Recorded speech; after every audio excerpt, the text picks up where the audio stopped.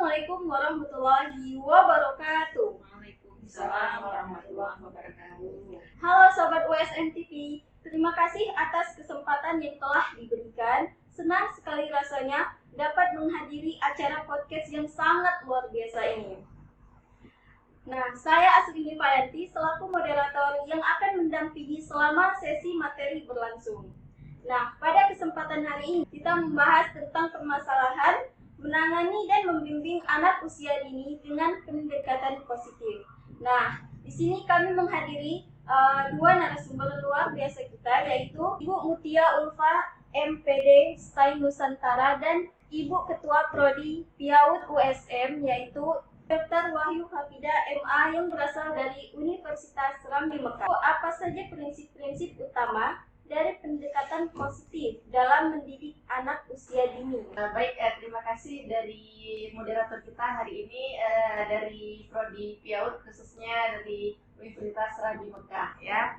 Jadi di sini terkait beberapa prinsip utama dalam pendekatan positif anak usia dini, itu fokusnya pada pembangunan karakter dan juga perilaku melalui pemahaman. Jadi pada perkembangan itu harusnya selalu ada di mana anak usia dini itu harus dibangun dulu karakternya dan juga perilaku baiknya melalui pemahaman, sehingga terciptanyalah perilaku yang positif tanpa hukuman. Mungkin seperti itu ya.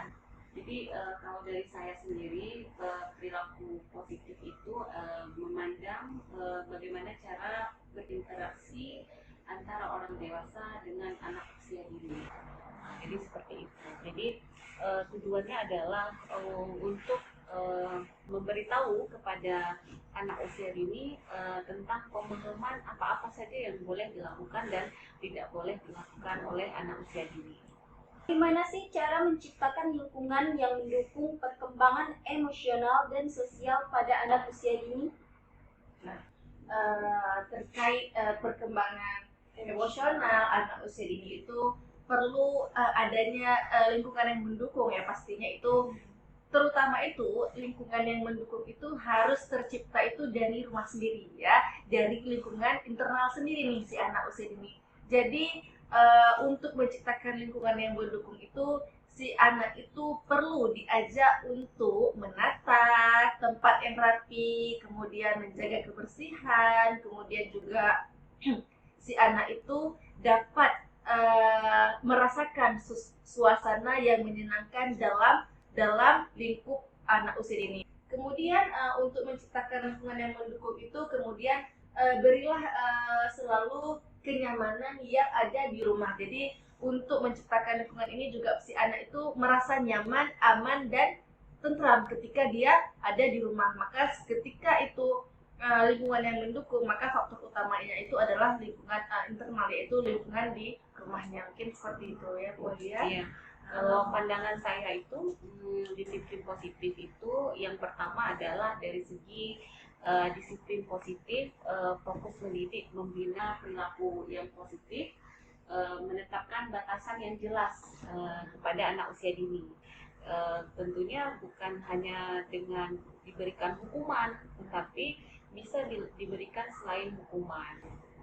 Misalnya kakak nih, adiknya kan usia 4 tahun ya. Jadi kakak yang umur 6 tahun kita berikan disiplin positif kepada dia ketika kita ajak mau melaksanakan sholat, belum mau, tapi kita berikan hukuman, hukuman apa namanya tadi, disiplin positif, tidak dengan memukul ya, tidak dengan memukul.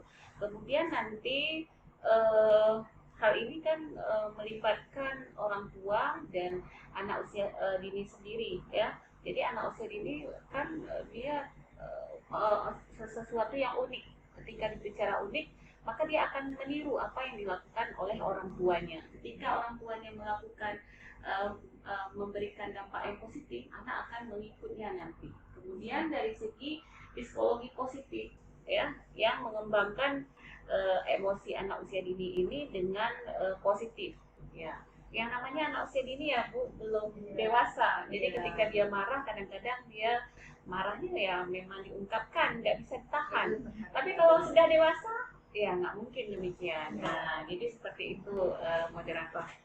Bagaimana sih cara membantu anak mengatasi rasa frustasi dan kecemasan dan kekecewaan dengan cara yang positif? Misalnya anak tersebut itu frustasi atau kecewa. Ya, gimana tuh Bu?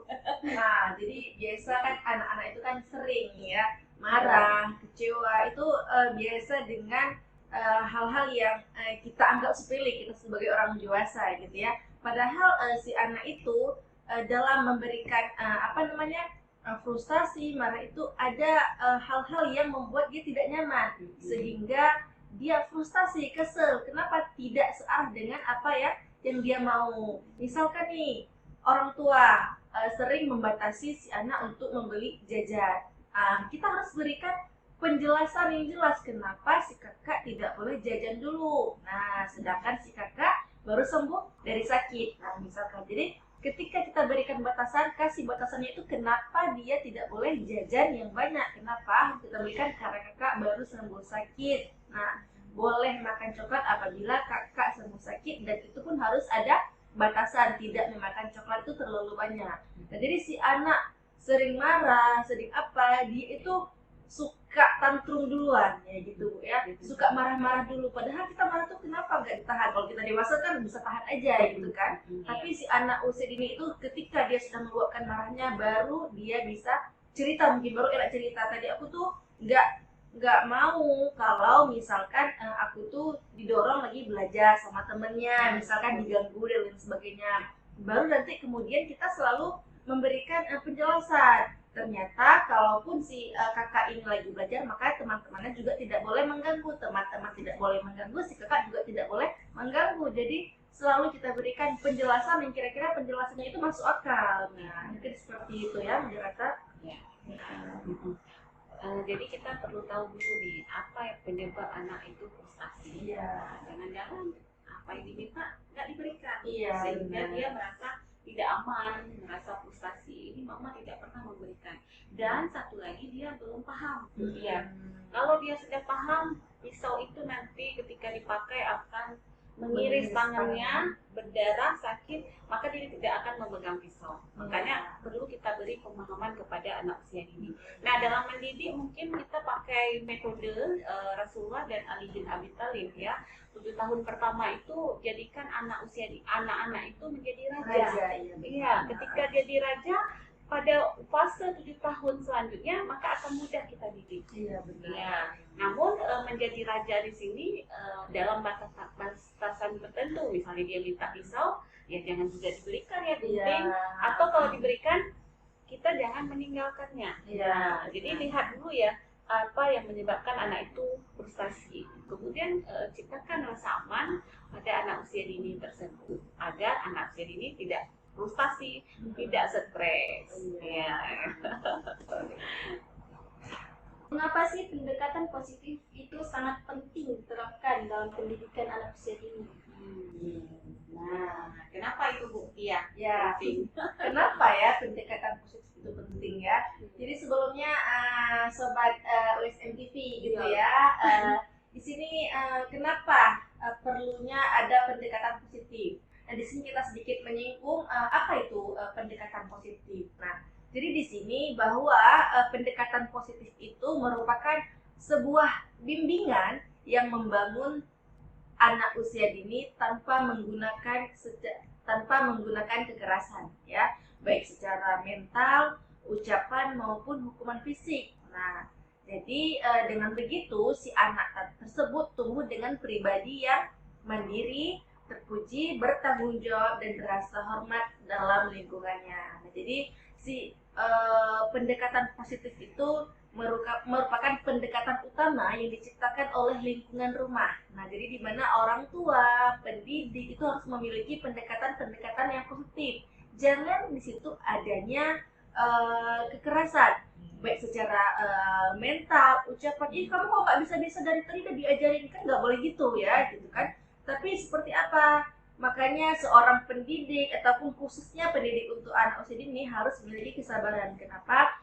Si anak tersebut nggak tahu dia tuh kita seorang guru tuh lagi dimarahin di rumah tuh nggak tahu dia gimana. Jadi gimana, harus kita jaga batasan-batasan, tidak perlu menggunakan kekerasan, kemudian kekerasan ucapan, apalagi kekerasan fisik, sehingga menimbulkan kekecewaan dalam pribadi si anak, sehingga bisa menyebabkan dia tidak percaya diri. Ya, mungkin seperti itu Bu Olia. Bahkan bukan hanya tidak percaya diri, bisa menyebabkan trauma inner child. Iya. Dia akan menghasilkan lagi kekerasan pada anaknya dia nanti. Ya.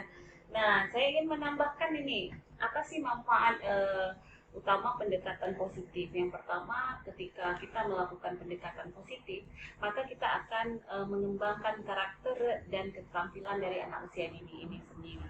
Kemudian kita menjaga kesehatan mental anak usia dini karena dia memiliki seorang ayah, memiliki seorang ibu yang memberikan dampak positif bagi dirinya. Kemudian yang ketiga, akan menciptakan lingkungan yang aman, dan lingkungan yang aman ini nanti akan membantu dia tempat curhatnya nanti. Dia nggak akan curhat ke sembarangan, apalagi sekarang Bu Tia, ya, anak-anak sudah memiliki HP, dia main Roblox yang baru saat ini ini oleh menteri, sehingga dia beralih ke sana. Tapi ketika dia memiliki orang tua yang mampu dia tempat curhat, maka dia akan curhat ke orang tua, tidak ke tempat yang lain. Oke, baik semuanya. Kita sudah mendengar penjelasan dari kedua narasumber kita.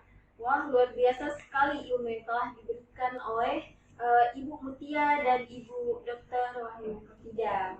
Baik, saya selaku moderator Asrini Fayanti pamit undur diri. Terima kasih atas ketersediaannya kepada kedua narasumber kita yang telah memberikan ilmu yang sangat bermanfaat kepada hari ini. Wassalamualaikum warahmatullahi wabarakatuh. Waalaikumsalam warahmatullahi wabarakatuh.